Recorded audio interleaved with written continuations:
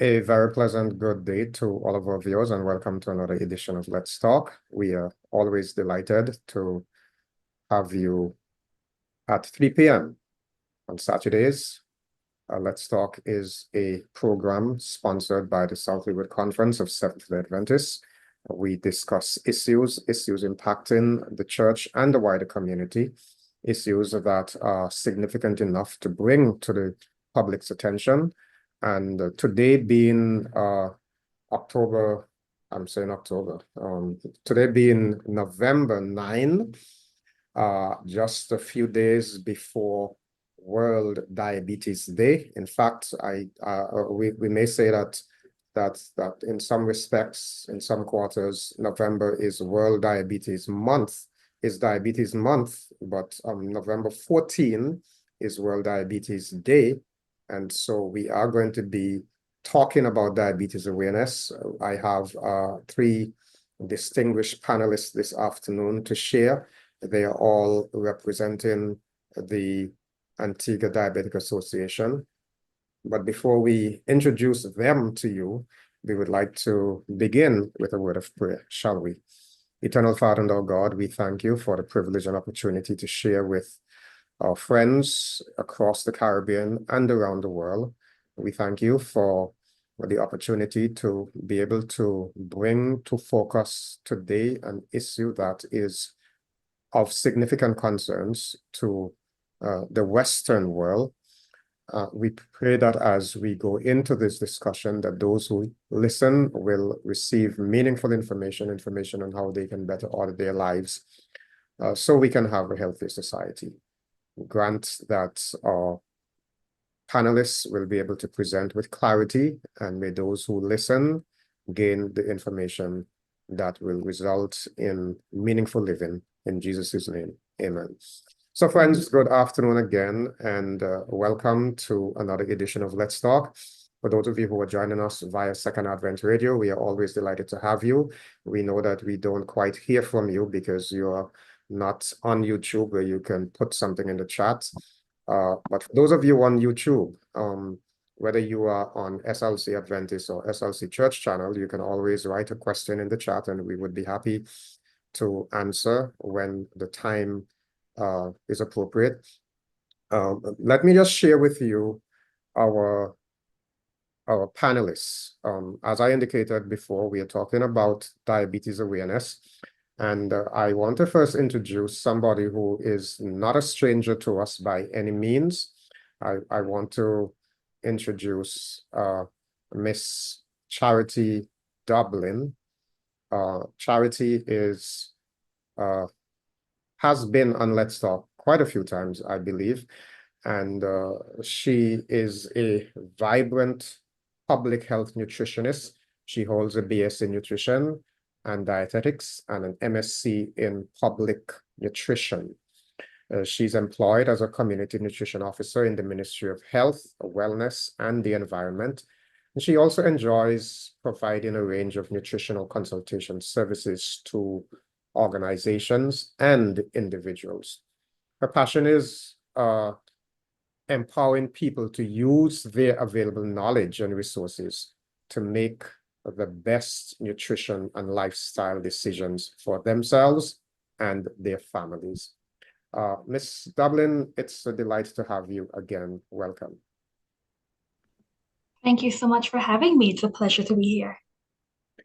Our next panelist is, again, no stranger to Let's Talk. We have Dr. Monica Osborne-Stevens. Dr. Stevens, she likes me to say that she was born in St. Kitts. She's a dedicated family medicine specialist with a master's degree in diabetes. She is one of the directors of the Heart and Stroke Foundation and serves as the medical advisor to the Diabetes Association. Recently, she was appointed as a United Nations examining physician for Antigua and Barbuda. Dr. Osborne-Stevens is deeply committed to serving humanity, inspired by her love for the Lord. She's also a proud mother of two adult sons and is the owner and managing director of Moss Medical on Old Palm Road in Antigua. Dr. Stevens, it's a delight to have you, and let's talk again. Welcome and good afternoon. Good afternoon, Pastor Greene. Good afternoon to my fellow panelists and all our listening and viewing audience. It's always a pleasure to be here on Let's Talk, and I look forward to a meaningful conversation this afternoon. Wonderful. Our third panelist is new to Let's Talk. I am delighted to have you on Let's Talk this afternoon. For those of you who are not on YouTube, you can't see the face, but we are referring to Mr. Tuitt, Anderson L. Tuitt. He is a seasoned emergency management professional with a comprehensive disaster preparedness, emergency response, and public safety background. One of these days, I need to bring you on Let's Talk just to talk about disaster preparedness. Now, he has over 2 decades of experience in that field. He has demonstrated exceptional skills in risk management, emergency operations coordination, and personnel training. Currently, Anderson serves as the Preparedness and Response Manager at the National Office of Disaster Services, NODS, in Antigua and Barbuda. Now, he is the Public Relations Officer on Antigua and Barbuda for the Diabetics Association. He became a member a few years ago after one of his children was diagnosed with diabetes. Since then, he has committed to providing care and support to his offspring in the management of her condition and to educate and inform others about this non-communicable disease. We are delighted to have you with us this afternoon. Mr. Tuitt, welcome. Good afternoon, Pastor Greene, and good afternoon to your viewing and listening audience. It's indeed a pleasure to be here. Good afternoon also to my colleagues. It's also a pleasure to see you. And I would say I accept the invite to be back to speak on a different level. All right. Now, all of these individuals on our panel this afternoon are related to the Antigua and Barbuda Diabetes Association. We will talk about that association, what it does, and the like in a little bit. But I want to begin our discussion this afternoon. I'm excited about this afternoon's discussion. I think it's a very important one. We're talking about diabetes. We did do a program on diabetes sometime in the past, but again, as indicated, in a few days' time, we're going to be celebrating World Diabetes Day. And what better time to talk about diabetes than close to World Diabetes Day. So for those of you who are listening, viewing this afternoon, we would like to invite you to take your pencils and paper or your notepads, your cell phones, and be ready to take some notes, because what we have in store for you is very important, and you're going to be getting lots of important information. So I begin this way. I Googled diabetes in Antigua, and this is what came up. I'm reading. It says diabetes is a serious health issue in Antigua and Barbuda with a high prevalence and the potential to increase. Now that's interesting. It also showed that there is a 13% prevalence. This suggests that 1 in 8 persons is diabetic. And that almost sounds like a national emergency. 1 in 8, which means that every 8 persons you meet, 1 of them is diabetic. If we say that our population in Antigua Barbuda is 100,000, we are therefore saying, based on that information, that there are about 13,000 persons in Antigua who are diabetics. That is pretty alarming. So my question to you is, and I don't know who is going to begin the ball rolling this afternoon, but why is this such a challenge? Why is diabetes such a challenge in a small country like Antigua and Barbuda? And I suppose we may want to say the same for the rest of the Caribbean, or even for that matter, for the Western world. Okay, I'll begin with that question. Pastor Greene, I love the fact that you always do your research and you look into things. So that is very true with that prevalence of diabetes in Antigua and Barbuda be 13%. And that rate is definitely astounding. And research on a whole recently has indicated that diabetes is actually the fastest growing NCD. And so we have an issue if our prevalence is 1 in 8 or 13%. And it is indeed a public health challenge, a very, very serious one, because it puts a strain on our healthcare system due to the increased need for treatment, for monitoring, and even for complications, dealing with the complications that may arise with diabetes, such as kidney failure, heart disease, nerve issues. It is an extreme burden on the society. And when we look past not mental health, but you do have mental health issues. But when we look past the health issues and we talk about the families, the burden on the families for persons with diabetes, persons have to support them. Sometimes they have to miss work in order to take care of the family members who have complications as a result of diabetes. And even in terms of absenteeism from work or even presenteeism, because sometimes they go to work and they don't feel well, but they have to make that money for the family. So it is a very big problem. And I dare say it is very challenging because, unlike, for example, I was talking to someone recently and I was telling them, we just went through a pandemic, and thank God there was a vaccine which definitely decreased the amount of deaths and the setbacks that we would have had with COVID. But with diabetes being a lifestyle disease, it's not so easy to deal with. Well, Dr. Stevens, I want to stay with you a little longer because you painted a very grim picture of what can happen if a person has diabetes. You spoke about it impacting their work, impacting their general lifestyle. You spoke about it leading to other complications. Now, as I indicated before, sometime in the past, I can't remember when, but this program is 4 years plus going. And I know that we did have a program on diabetes in the past, but we always have new persons listening. And so, and for those who are listening and may not quite understand, when we say diabetes, what we're talking about. Can you explain, give us a definition of what diabetes is? How do we get it? Just a little bit of background so that we are together. And okay, sure, Pastor. Thanks for that question. That's a very important question. And no matter how often we hear about it, it's good for it to be reiterated constantly. Well, let me make this simple. When we talk about diabetes, we're talking about a chronic condition whereby the body struggles to regulate glucose or sugar, okay? So in our bodies, we have this beautiful organ called the pancreas.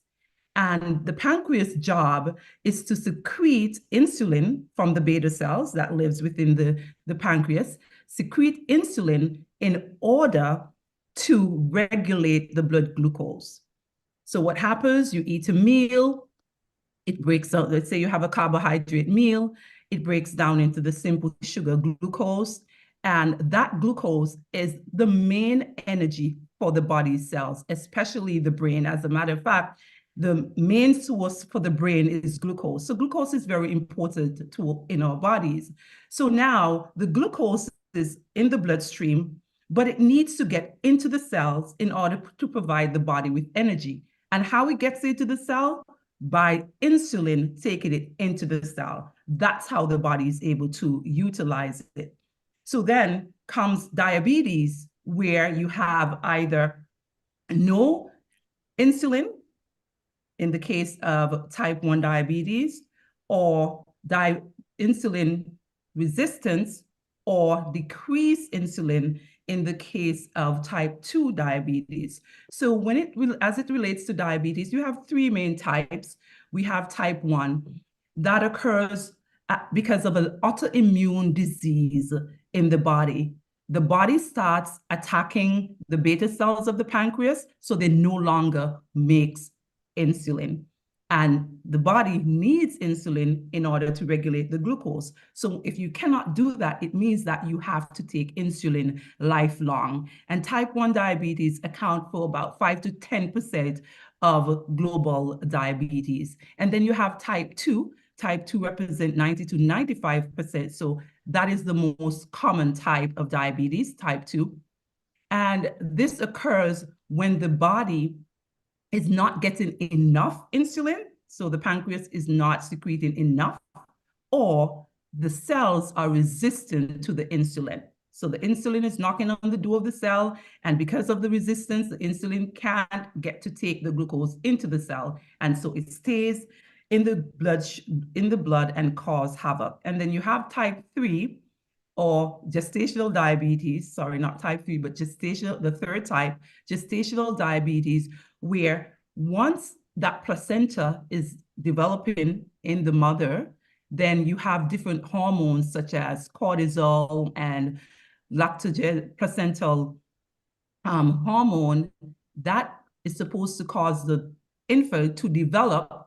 But what happens is that it also causes resistance of the cell. So in a patient with diabetes who is pregnant, which we call gestational diabetes, they too will have an issue with regulating the blood glucose. So those are the three main types of diabetes that we have. And type 1 is by far the most common because it's mainly related to lifestyle changes as well. So because of lifestyle changes, it increases the resistance. So the glucose cannot go into the cells. And I'm sure we'll talk about that a little bit more later on. All right. Now, before I go to the other panelists, there was a time when I used to hear of diabetes as a disease of the older population. You know, so as you go above 60, you begin to give emphasis to am I diabetic? Nowadays, that is not the case. Now, I don't know whether it was always not the case and whether we are only now discovering things, but the reality is, I'm hearing of some very young persons who, in fact, I heard some time ago of a 5-year-old who was diabetic, and that seems kind of alarming. So what's happening? Is there a reversal of the trend, or is it something we're now discovering because of advanced technology? Well, because despite the long-standing awareness, because as I pointed out, type 2, which is the most common type, it's related to lifestyle. And we all know lifestyle is very difficult to change.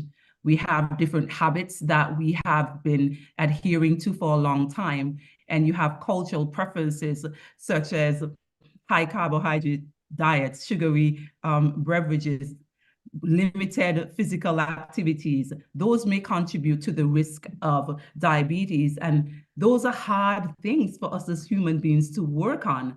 There may also be lack of sustained awareness on our parts, the medical fraternity. Sometimes we don't educate people enough, or we wait until the once a year when we're having, for example, World Diabetes Day to start talking about it. Sometimes there's limited access to healthcare, even in our area. Then you have the barriers, economic barriers. Sometimes you may want to go to see a doctor, but you may not be able to afford it. And then you don't want to go to the clinic because you said you're going to wait 5-6 hours there. So sometimes it's difficult, but we need persons to recognize that they have to make a change. Otherwise, diabetes is just going to get worse and worse. And to be honest, some may not fully understand the risk or find it challenging to adopt to healthier habits. And this is why we, as members of the Diabetes Association, we are here to assist and support in whatever way we can. Mr. If Tuitt, I may jump sorry, go ahead, Charity. Go If I ahead. may jump in here, just specifically to address the question on the increasing incidence of diabetes among our young population and among our children. So, what we've noticed, as Dr. Stevens would have mentioned, we have type 2 and type 1 diabetes. In the past, among our children and young people, you would have seen a trend where it was more type 1 diabetes, or formerly known as juvenile diabetes, which does not necessarily have anything to do with lifestyle factors. However, what we have now is an increase in terms of the non-modifiable risk factors. When it comes to diabetes, we have modifiable and non-modifiable risk factors. So for example, there are things we can't change, such as our age. And you mentioned before that with increasing age, before we used to have that increase in the incidence of diabetes, we have other things such as our ethnicity. So being of Afro-Caribbean descent puts us at risk for diabetes. Now we're looking at the things that we can change: diet, exercise, sedentary nature, all of that sort of stuff. And what we're noticing is that among our younger population, the unhealthy diets, we're noticing the sedentary lifestyle. So recreation isn't going out and playing cricket anymore, playing football anymore. It's playing it on the computer, playing it via a game. We have the proliferation of what we call ultra processed food products. And all of these factors, these are negatively affecting our children. So we have increased rates of childhood obesity. And childhood obesity, it's not that your child is rosy and plump and, culturally we want to see a bigger child because it's associated with being healthier. But that excess body weight puts the child at risk for developing diabetes, not only later in life, but even when they're in childhood and adolescence. So it is something that we do need to pay greater attention to because we're putting our children and our nation's future at risk. Well, it's interesting. While you were speaking there, you mentioned something that kind of made me smile. The fact that people are not outside playing games. I remember some years ago, there was this game that came out, virtual game. I think it's Farmville or something to that effect. And people went crazy over it. And I heard, I wasn't aware of what was happening. But one day I'm coming from church and I heard a young lady saying, as soon as sunset this afternoon, I'm going to my farm. And I was like, you have a farm? Really? I didn't know that. And then it didn't take me long to realize it was a virtual farm, and people were so excited about watering their plants and picking their fruits and that kind of thing. And they were doing this on the computer. And I thought, what a waste, The children these days don't know how to climb a tree. They don't know how to go outside and run around and have fun. And it's so sad. But anyway, we have a lot to talk about. I want to go to Mr. Tuitt because in some respects, you're probably the most valuable of our panelists this afternoon because you're going to speak from experience, having had someone who has been impacted by diabetes. So what was that like? How did you first discover that, and what challenges did it pose?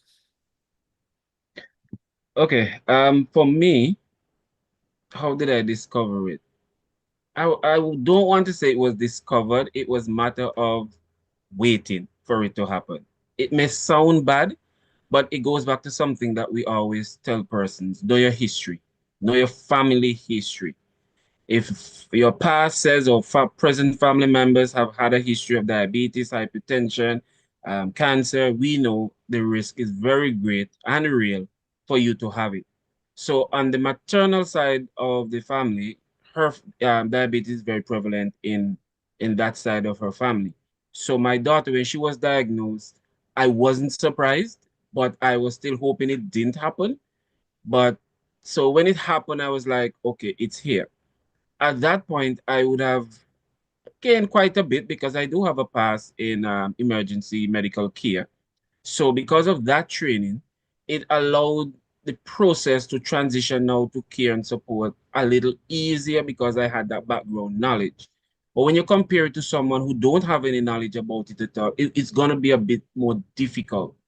And that is why we ask person, even if you do not have a family history, even if you don't know anything about diabetes, it's very important that you put yourself in a position to be knowledgeable, because now Dr. Stevens spoke of NCD, non-communicable diseases.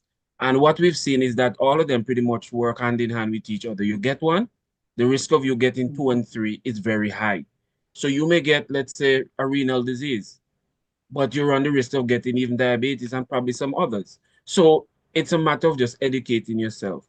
For me, like I said, it wasn't surprising, but at the same time, I never saw it as a death sentence. And I guess, like I said, it goes back to my training. But I saw it now as a way of transformation. I know personally it wasn't me, but now I have to now start to think differently. How do I care for? And she was just about, I think, around heading into the teenage years. And you know, those are the critical years for pretty much everything. Food, recreation, friends, family.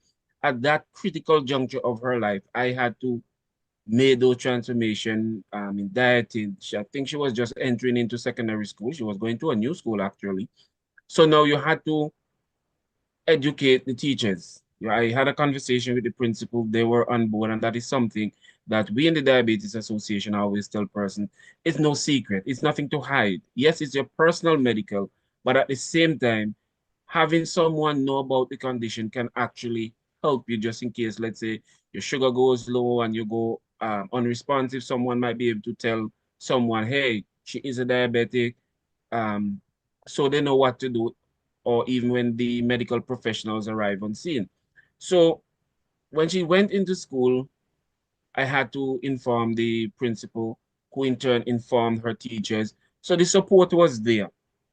And I can say even her friends, when they initially found out, sometimes lack of knowledge can work for you and it can work against you, because her friends mainly were just watching her. They were like, everything she eat, they were like, that's too sweet or that. And it became a bit frustrating, and I had to calm her and tell her, hey, they're looking out for you. So they felt, okay, if she had a soda, that's bad. Or if she had a juice, that's bad. So she in turn had to educate them, because she had to be educated about it more. So she now had to tell them, okay, this is the amount. This is what you're supposed to have. So if you see me going above that, then it's an issue, but it's not. For now, it's not. So it's a balance. Family-wise, yes, that was also an issue, because now you had to educate family members, and they were very supportive, I must say. And throughout the whole process, especially in the early years, the support was great. And I think that's what most people need. It's something new. The education is hard. I remember when she was in the hospital, and one of the doctors said to her, and the doctor also said to me, you're not leaving here until you can count your calories. And that was just it was like it was mandatory. Even though should have reached the point that she could have been discharged, the doctor said, unless you, the patient, and you, the father, cannot count the calories and know what to do, she's not leaving here. And the doctor insisted on that. And I love that approach, because you're saying to the patient, you must know it. You're saying to the caregiver, you also must know it. And that happened. She was discharged. And I must say, as struggling as it was in the early part, at this stage, it has worked itself out. She's now an adult. She can manage, balance daily life, also inform others about it. So most of it, I would say, is education and support. Now, I want to, I'm not sure who to ask this question, maybe Charity. Dr. Stephen mentioned type 1, type 2. We know and understand that type 2 is the most prevalent. It's lifestyle related. Gestational diabetes is of course related to pregnancy. But then in terms of the risk factors, hereditary, which I think is what I heard Mr. Tuitt saying, there was this family history of diabetes. If I am aware that my family has been impacted by diabetes, and the likelihood is that I can get it. I believe I heard Dr. Stevens on the program we had on diabetes before saying that the fact that it's a predisposition doesn't mean that it has to be the outcome. So Charity, what am I supposed to do in terms of diet, etc. So if I know my family history, I mean, the point that Mr. Tuitt made is really important. Knowing your family history kind of gives you an advantage. So if I know that I have a family history of diabetes, how should I then act? So the first thing that I would recommend is noting that family history is just one risk factor. We mentioned before the modifiable risk factors that we can change and the non-modifiable ones that we cannot. Family history is one of those that we cannot change. So the first thing would be for you to know your risk factors. The American Diabetes Association, if you go online, they actually have a test that you can do to help you recognize what your level of risk is for developing diabetes. So you want to know what your risk factors are. Are you someone who sits a lot at work? Do you have an unhealthy diet? Are you able to meet the required amount of physical activity? Do you have the family history? Do you have any other chronic conditions? You want to figure out what your risk factors are. And then you want to address the risk factors that you can change.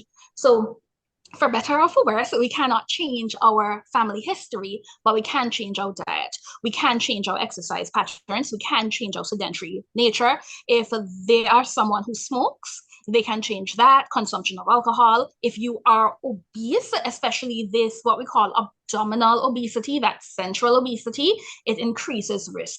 We want to know risk. When we look at nutrition specifically, we are aiming to have a varied and balanced diet.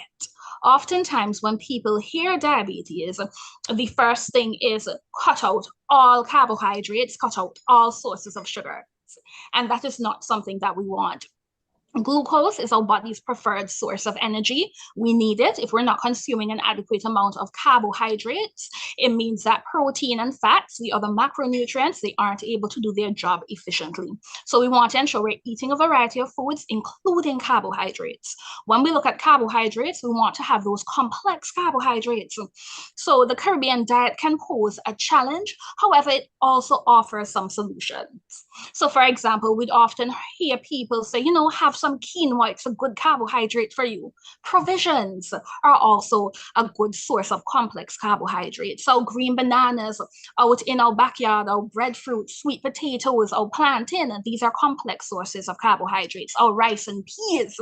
We also want to ensure we're eating foods from the other food groups. So when we have a meal, it shouldn't just be the rice and the macaroni pie. So if you're having Sabbath lunch, it's the rice, macaroni pie, baked potato salad, your source of protein, whether it's plant-based or lean protein like fish or chicken, and then you have 2 slices of cucumbers kind of catch up on the side of the plate.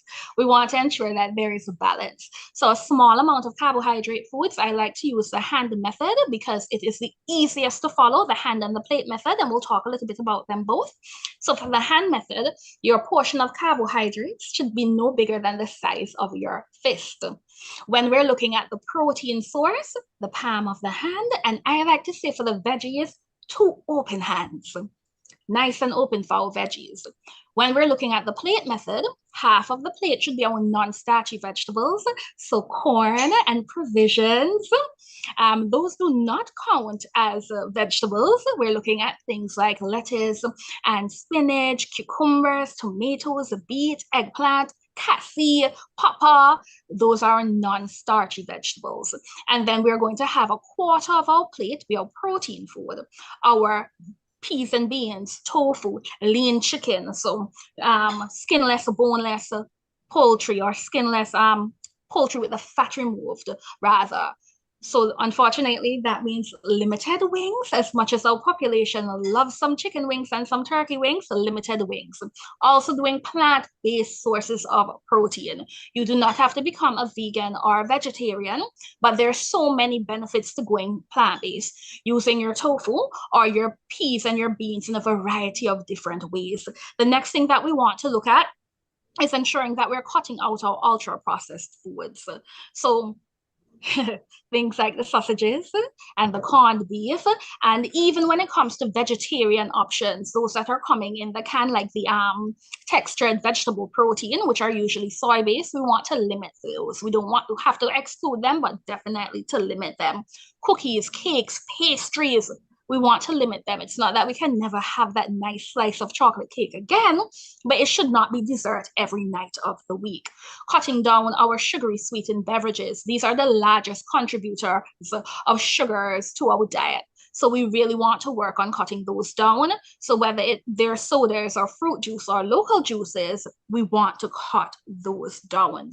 Those are some of the things that we want to do to ensure that we're having a nice balanced diet. Of course, your dietary choices are going to be based on the individual, on your risk factors, your preferences, your history, your knowledge, all of that.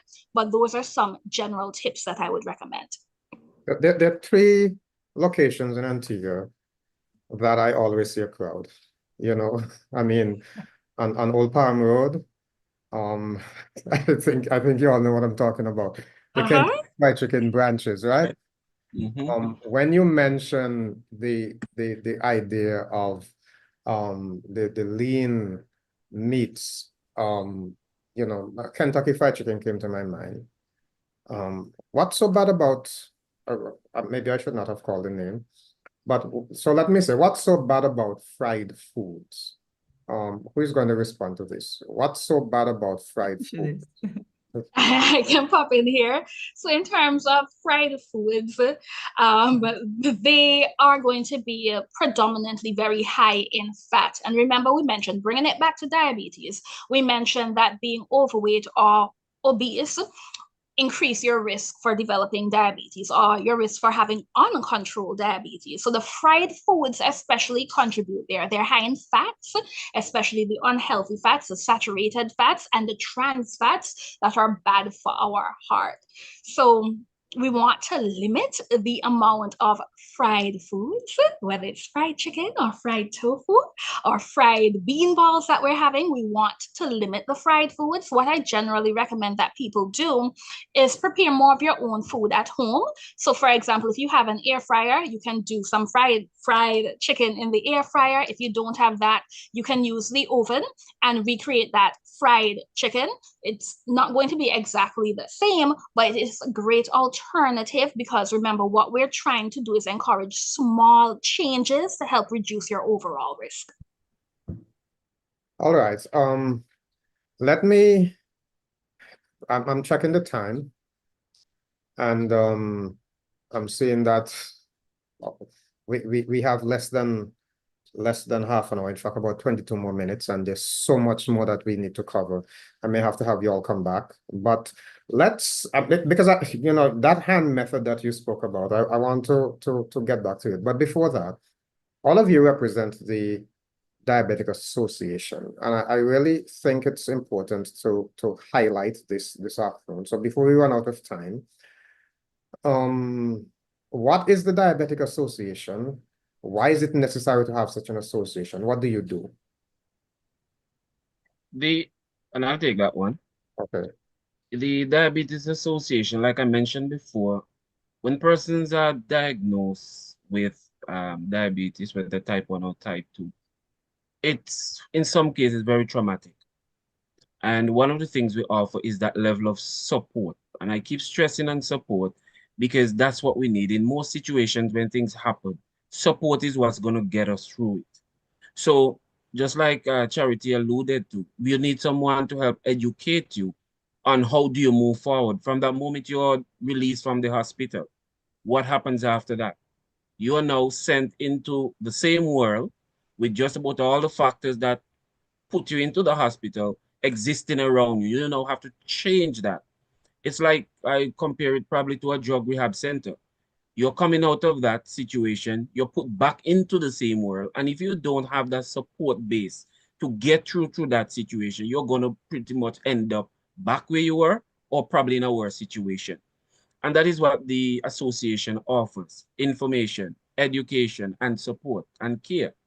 So this organization has been around for quite some time. And we've had persons from single-digit age right up, I can't remember the last age, I think we were pretty close to 100, Charity. I think we actually had a member at around 100, if not 100.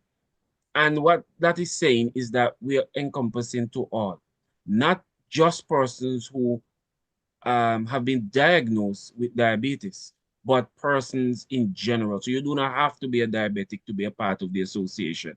Once you have an interest, whether it's in an NCD, whether it's in diabetes in particular, or you just have an interest in wanting to provide care and support to persons or even educating persons about diabetes, we are open to accept you, because that is what it's all about. So I don't want person to think because it says diabetes association is only for diabetics. No, it's for everyone, because we all have a role to play in managing, and I will keep using that word managing, because eliminating is something that I don't think it's going to happen anytime soon. Although we see a lot of science, we just have to continue to manage until probably we reach that point of being able to totally eliminate it. So it's a matter of managing. And like I mentioned earlier, persons must understand having diabetes is not a death sentence. There are persons in all walks of society who are diabetics, from athletes to politicians to lawyers to even doctors, right? So they're there and they're living fruitful, meaningful lives. So I don't want person to think from the moment that you get it, it's a matter, okay, yes, you do have to make some changes, but not the type of change that you think that's going to put you in, think that you cannot function from a day-to-day basis. And these are some of the things that the association allows persons to be informed about. You have the disease, we are going to be there for you, right? The support again, we have that. And like you mentioned in the introduction with Dr. Stevens, medical advice is always there too. And sometimes you just need someone to talk to. How do I get through it? Persons who have been there before, especially the youth. I would tell you, it's a strong challenge for a lot of young persons to be diagnosed with diabetes, because we already know the challenges that they go through as teenagers and then young people. So to add that now, their lifestyle, Charity mentioned that. Even though you don't say something to someone, just from the way you change your lifestyle, how you eat, how you do things, they're going to pick up on something and probably ask you, why you like this? What?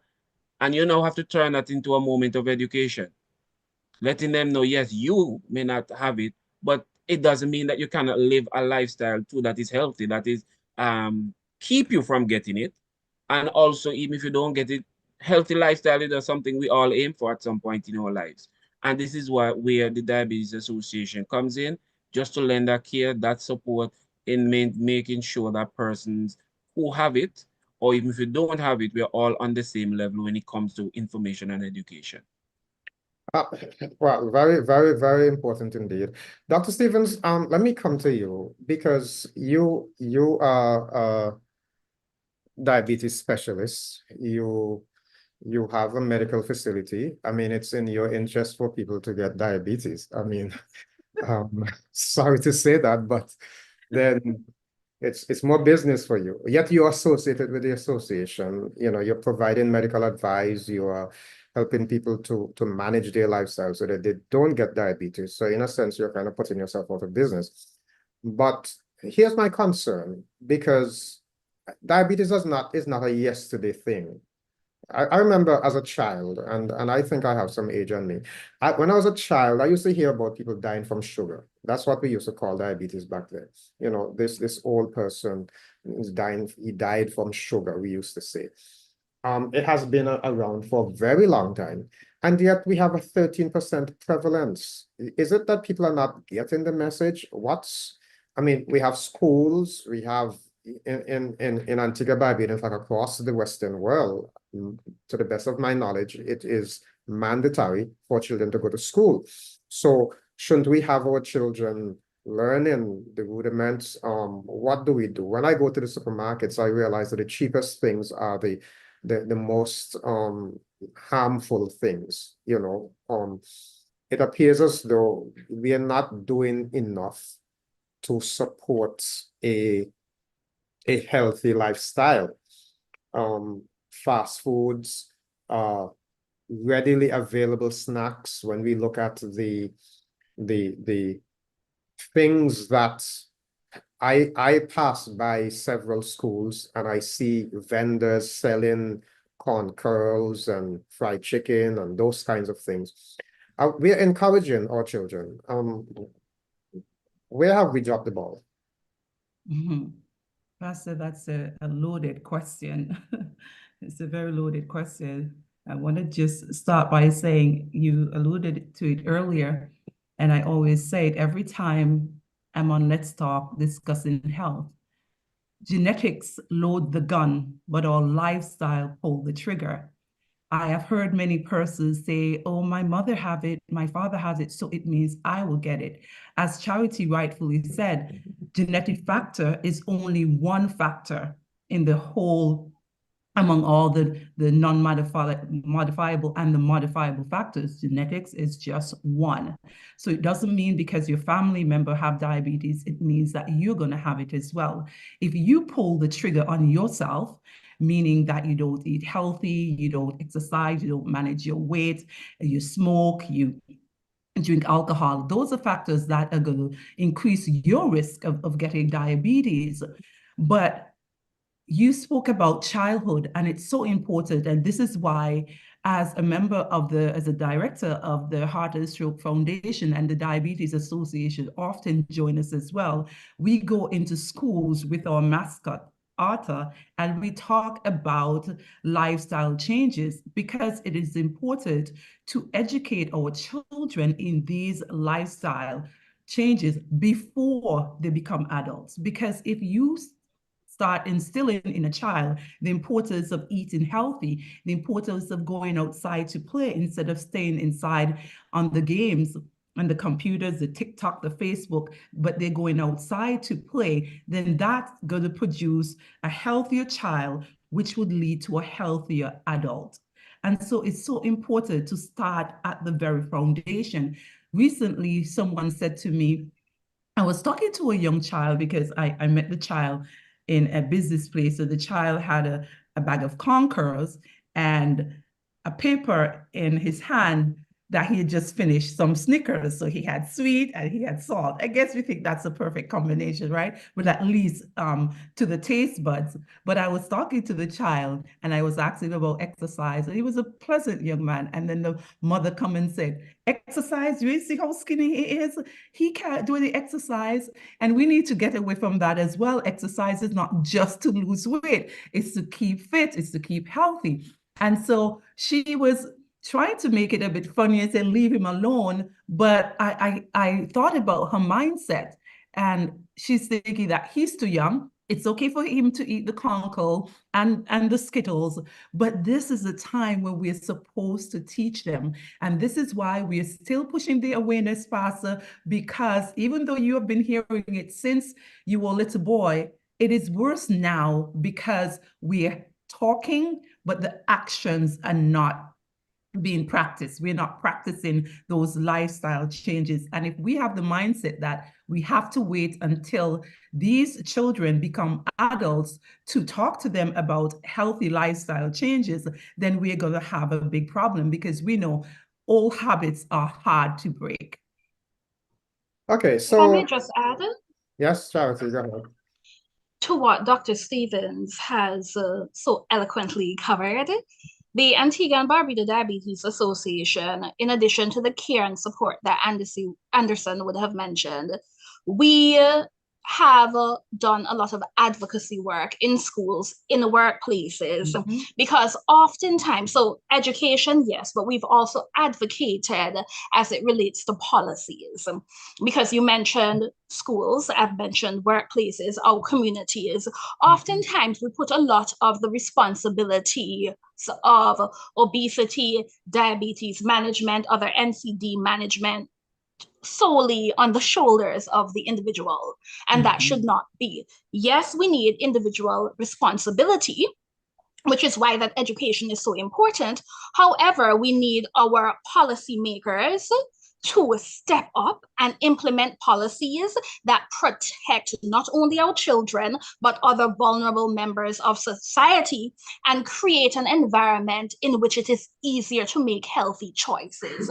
Because we can preach to people, preach to children about, choosing the fruit rather than the corn kernels. But if the corn kernels is cheaper when they're at school, or if that is what is available when they're at school, that is what they're going to have.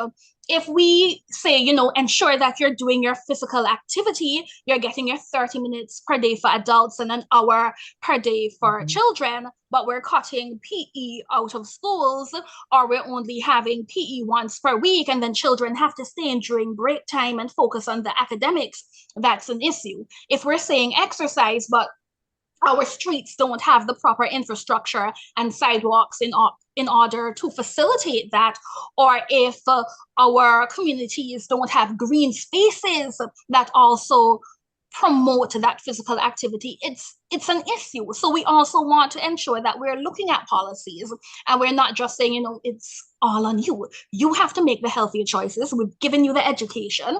We need to ensure that we have policies in place. So even workplaces, you can have employee wellness activities that promote good health, promote diabetes and NCD reduction in order to have that healthier workforce. So just a plug there for policy and not just individual responsibility. Now, next week, the association, the Antigua Barbuda Diabetes Association, in conjunction with the Seventh Adventist Church, will be having a diabetes awareness march. Which one of you wants to just share some information on that? I'll take that. Okay. All right. So yes, next week we are planning a diabetes awareness march through the streets of St. John's, and that will happen at around 4 p.m. At the Rising Sun grounds. The Antigua Barbuda and Diabetes Association have partnered with the South Leeward Conference of Seventh-day Adventists to, and it goes back to what we've been saying for the afternoon. It's not a one-person fight. It's all of us. So we have chosen to partner, and I'm very grateful for that, Dr. Greene, that the Seventh-day Adventist Church has come on board to, because we know for years you've preached about healthy lifestyles, healthy living. So to be able to partner with you and your group it is very a wonderful thing going forward. So yes, that awareness march we are having through the streets of St. John, starting at Rising Sun from 4 p.m. It will take us to the streets of St. John's, and we will meet back there. We just have a simple discussion or a little bit of education on it. And it's really about educating persons about diabetes and letting them know that it is very prevalent. We've heard that so many times for the afternoon, and it's something that we should take very seriously. And the complications from diabetes, we're seeing them, the number of amputations and the cost. I'm sure it would be very good if you can have someone on the program also from the medical benefit scheme who can speak of the cost for these medications that not only diabetics use, but overall for NCDs in Antigua. So that probably it will hit home to us, the working population, to realize that it takes money to manage these NCDs, and diabetes is just being one. It's a very, very, very costly venture. We are spending millions of dollars each year. Sometimes it's hard to say, but we have to say because of poor choices of individuals in some cases. And then if tomorrow the same scheme, and I'm not advocating for them to do it because I myself will have to feel it. Say tomorrow, hey, the cost for these medication are going up, so we need another 0.5% out of your salary to maintain this. You're gonna have this public outcry. So it's a matter of persons realizing that diabetes just being one NCD, the cost of maintaining these medication, it hits home very hard. When I heard of some of the staggering figures, and sometimes I can say we here in Antigua are living in a bed of roses because we virtually don't pay for these medication. Yes, it's the doctor, so we don't put an upfront cost to it. But what about these other countries that people literally have to put upfront cost, pull money out of their pocket to go and buy something simple as insulin? But yet still we are getting it here along with other medication that seem very hard to get in many other countries. So sometimes the message has to be in its raw form for us to probably start making these lifestyle changes, making these adjustments that is needed. And this is some of the reasons why we have also partnered with the medical benefit scheme and other groups to really get that message home. So partnering with the Seventh-day Adventist Church, who for many years have been pushing healthy lifestyle, healthy living, it is a plus for all of us as a nation. So what I'm going to suggest, we have 5 more minutes, 4 more minutes. What I'm going to suggest is next week after the match, you will say to all the persons who we expect all of Antigua to come out, we will say, listen, so next week is the 16th, am I correct? Yes. So we will say on the 23rd, the Let's Talk is going to continue. And we are going to address some of those issues that you just raised there, because we haven't spoken about so many things that is really important. Again, I want our viewers and our listeners, those of you who are on Second Advent Radio, to appreciate this fact. When we say 1 in 8 persons in Antigua Barbuda, now depending on where you're listening from, I know we have listeners in all around the world. Your statistics may be different, but if 1 in 8, every 8th person you meet is diabetic, it is interesting. And Mr. Tuitt is raising the issue of the economic cost to the nation, and some of these things we take for granted. So please give attention to that, and which is one of the reasons why I do want us to continue this discussion. But Charity, I have a question or two. There are a couple of questions that came in, and we only have a few minutes. So here is the first question. Oh, I lost the question. Give me a second. Let me just go back to it. Yes. Somebody's asking, and we could try to answer at least 2 questions in the short time that we have. But somebody's asking, how do we count calories? I think in your deliberations a little earlier, it was Mr. Tuitt who said your daughter is not leaving the hospital until she learns to count calories. So, Charity, you're the nutritionist here. How do we count calories? So, Anderson would have made a little bit of tongue tie. Yes, but he meant count carbs. Yes, so carbohydrate foods. Don't worry, I've got you, Andy. Carbohydrate foods are the foods that are broken down into glucose. These foods we are finding in starchy items such as rice, pastas, potatoes, in fruits, milk, yogurt, dried peas and beans, and of course in the simple sugars like honey and stuff like that.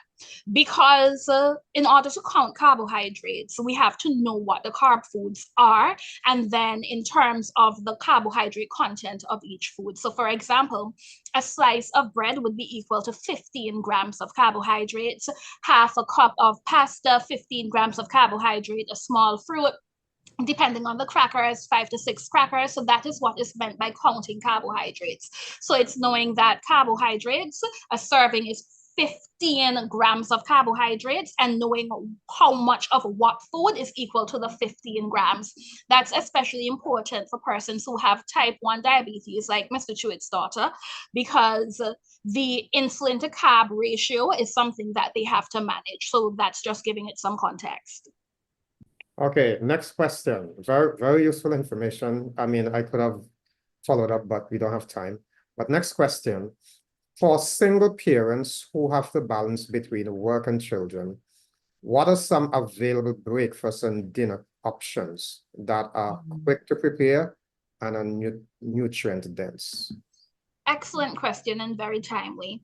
What I would recommend is, before we even get into the foods, doing meal planning and meal prepping. So it means at the beginning of the week or at the end of the previous week, you figure out what you're going to have for the upcoming week. Because if we don't know what we're going to have, we're going to end up driving past the red and white building and going inside because it's the quickest, easiest thing for us to get. We're going to grab the sugary sweetened cereal because it's there, grab the hot dog. So we need to plan ahead. We need to do some meal prepping. So on a Sunday or on another day of the week, you can start prepping your meal. So for example, when it comes to the dinners, I recommend that persons, if you eat dried peas and beans, you prepare some meat-based alternatives like some bean balls. You bake those in the oven, you put them into the fridge or the freezer, and when you need to, you just heat them up, do some sauce with some pasta and some veggies or some rice. If you're someone who eats animal-based protein like chicken, you bake your chicken on a Sunday, you put that into the fridge, and then during the week you can have it for a chicken burger. You can cut it up and have it with a salad. You can have it in some rice or a pasta salad or something like that. So that's a bit on the planning. So some easy breakfast options. Unfortunately, a lot of our children don't like porridge. Well, we need to go back to the porridge. We can do sandwiches, especially things like sardine, tuna, even cheese is fine for young children. Peanut butter is an excellent source of protein, a plant-based protein. We can do that. Cornflakes. So we don't necessarily want the pretty cereals, but we can definitely do some cornflakes as a breakfast option. Some children like smoothies. We can do smoothies that are packed with fruit, veggies, even legumes like black beans, and putting some unsweetened chocolate powder, cocoa powder into that makes a nice chocolate flavored smoothie that is nutrient dense. And we already covered some options for the dinner. What we do have to acknowledge is, unfortunately, healthy eating is an investment. And we need to choose between whether we're investing our time or money, because the ill effects of having a poor diet, they are far more costly. Okay, now folks, unfortunately our time is up. We are so very grateful. This is very good information. There is so much more to talk about. So I'm going to indulge you. We have something slated for next week. Of course, you have the match on the 16th. You say you're beginning at 4 o'clock. Of course, Let's Talk finishes at 4 o'clock. So we're gonna start at 4:15. Give me some time to get there. But let's see if it's possible for us to resume this conversation on the 23rd. That would be wonderful. Next week we are going to be continuing the conversation we had last week. Last week we were talking about emotional wellness. We were looking at issues relating to managing your emotions, and we had so much more to talk about that with Joyce O'Dennison out of Canada. So that whole matter of emotional wellness and that matter of interpersonal relationship is what we're going to be talking about next week. So we will continue that very important discussion. And then on the 23rd, we will have you to finish up this amazing discussion that we've been having. Thank you all so much. We are out of time, but I want to give you a few 1 minute each to give your closing remarks. Let's start with Anderson, and then yes. I just want to say thank you for the opportunity to be here. It was a very informative and educational session. Looking forward to future dialogue just like this. And I just want to continue to say to the public, not doing the right thing is a very costly venture. I'm not saying I am perfect. None of us are perfect. But the more you can try to do what is right, it will in some way benefit not just you, but your families. Because I can tell you, as a caregiver with someone with diabetes, it just changes your lives, and you're not the one that have it, but the number of alterations you have to make just to be supportive and take care of that person. And that was a young person. So imagine someone who is an adult, probably up in age also, that it gets way harder. So I just want to encourage everyone, let's try and do our best to do what is right. Wonderful. Charity? Know your risk for developing diabetes, and also know what your response to that risk is going to be. You do not have to be perfect, but you have to start mitigating your risk. Wonderful. Dr. Stevens. Dr. Stevens, I think you're muted. I'm sorry, yes. The fight against NCDs, which includes diabetes, is a shared responsibility. We all have to fight together. It's going to be around for a long time, unfortunately, But if we fight together, we can decrease the prevalence and we can also decrease the risk of complications. Okay, wonderful. So next week, remember, in Antigua, if you're in Antigua, Barbuda, if you're outside of Antigua, I don't expect you to fly to Antigua for the match, but if you're in You Antigua, should. well, that's okay. But we are going to be having the Diabetes Association and the Seventh-day Adventist Church will be joining forces to have this diabetes awareness march. Everybody in Antigua knows where Rising Sun Ground is. If you don't know, just by chance, just come close to the East Bus Station. And we will on the side towards Mount St. John's, right? And they're going to be moving off from there, going through the streets of St. John's and ending right back at the Rising Sun Ground. So you don't have to worry about have to walk back to get my vehicle. The starting point is going to be the ending point. And we want you to plan for that. So that's all the time we have for today. Remember, next week we are back here with Let's Talk, and we're going to be talking with Joyce O'Dennison to continue our very important discussion we started last week. May God bless you.